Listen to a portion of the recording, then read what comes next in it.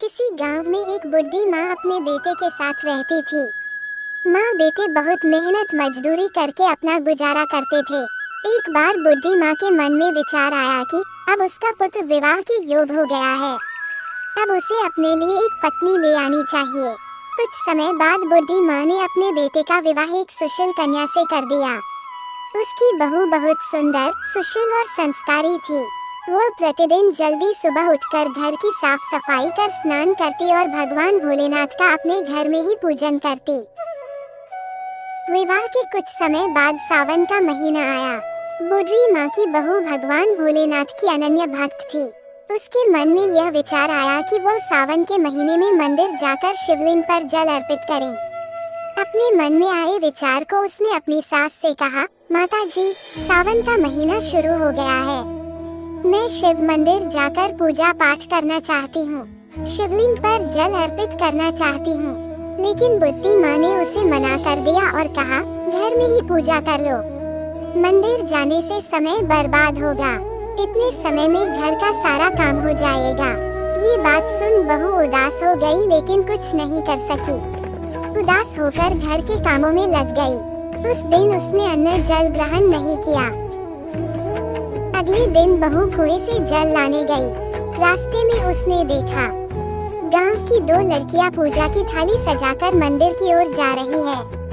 उसने उन्हें रोका और पूछा, तुम सब कहां जा रही हो? तब वे दोनों लड़कियां बोली, सावन का महीना शुरू हो गया है, हम सब भगवान भोलेनाथ का पूजन करने मंदिर जा रहे हैं। ये सुन वो फिर उदास हो गई। लड़कियों ने पूछा, आप क्यों उदास हो गई? तो वे बोली, भगवान शिव मेरे आराध्य है, लेकिन मेरी सास ने मुझे मंदिर जाकर पूजा करने से मना कर दिया। तब लड़कियां बोली, आप चिंता मत करो, हर रोज इसी समय पानी भरने आया करो और हमारे साथ मंदिर जाकर भगवान शिव की पूजा कर उन पर जल अर्पित किया करो। तब वे बोली, लेकिन मेरे पास पूजा की कोई सामग्री नहीं है, घर से लाऊंगी तो सास को पता चल जाएगा।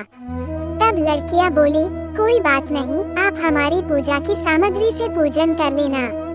ये सुनकर वह बहुत खुश हुई और रोज उनके साथ मंदिर जाने लगी, जहां वह शिवलिंग पर जल अर्पित करती भक्ति भाव से भोलेनाथ की पूजा करती। ऐसे ही पूरा सावन का महीना बीत गया।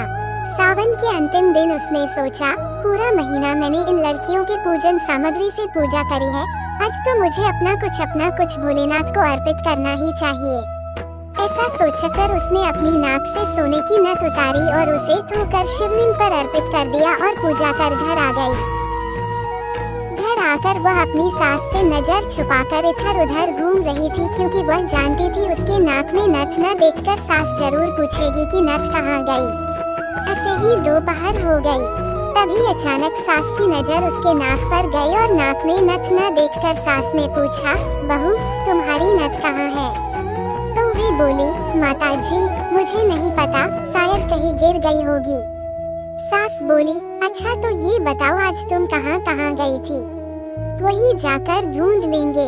बहू बोली, मैं सुबह पानी भरने गई थी, तब तक तो मेरी नाक में नथ थी, इसके बाद मैं उपले थापने गई थी। सास बोली, चलो वही चलकर देखते हैं। दोनों वहाँ पहुँचे जहाँ बहू ने उपले थापे थे।